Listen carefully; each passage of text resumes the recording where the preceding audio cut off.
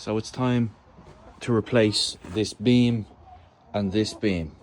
All the old wood came out fairly handy. Just pried it all off. All the pins and bolts and screws that were in it just came handy. So I have it kind of fitted now, right? As you can see, cut out a bit of a section there, and I will adjust that as when I'm putting it back together, and then screw it all in. But what I'm looking at now is how I'm gonna fix everything to everything. Now I wanted to make really strong brackets out of angle or something, but I only thought of these brackets. There's bits of brackets that I had inside.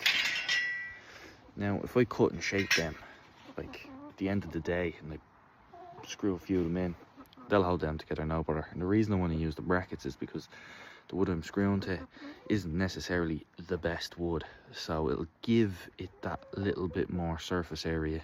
As for down here, what I'm thinking of doing is, if we have some, I'm going to drill it and I'm going to bait those fixings into it, because it goes straight into the floor, concrete floor, and then I can get the level perfect. So that's the crack. But the other side of the coin is this wall is fairly pissed. So what I was trying to do was I've been trying to get that level, and as I've been getting the level, like, how the fuck is that so off? That can't be this. Looking at it, and I'm kind of going, hang on a second. And I measured the wall, and it's fucking just, it's the wall that's miles out. We're getting there now.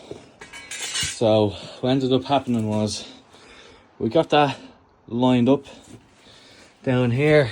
I put brackets in. There's one screw on the top, bit of a corner bracket there, and a bracket there. That's holding that sturdy. Next, what I need to do is, I don't have the right screws. They're way too long, so I need to get screws to run along the outside. As for out here, got a couple of brackets up there.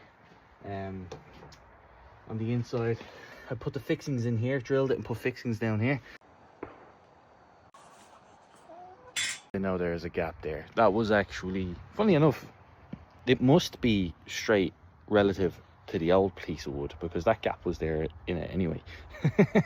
So having a look at this side, looking at this here, this beam is gone. This beam is a bit rotten as well. Now it's not too bad further down, but the support structure would have been here to some extent. It would have held that beam solid, and I can see that the roof is slightly drooped.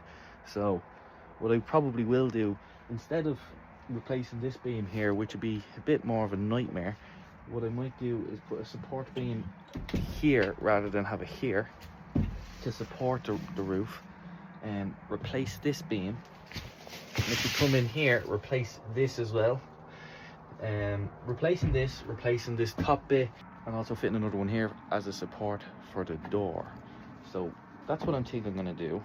It's been an absolute nightmare when it comes to levels. Like the other side, I'm just going to have to work around what we have to work with. So, but as you can see, we've got this side in.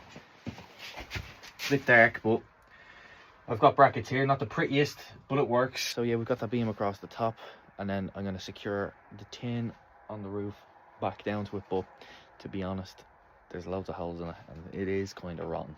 Now, these panels seem to be made out of lead or something like that. They're not, they don't seem, it's definitely lead.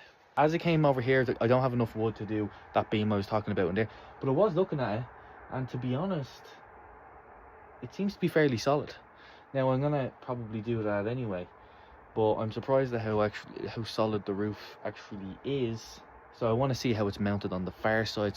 So yeah, that is kind of the crack. I just need to make up a door really for it now. This is all secured. I actually had to make it a little bit bigger because this was rotten here. So I just cut it down. So the door actually is going to be a little bit wider than the old one. But that's it, lads. I'm glad that I got that bit of a job done. I shall talk to you in the next one.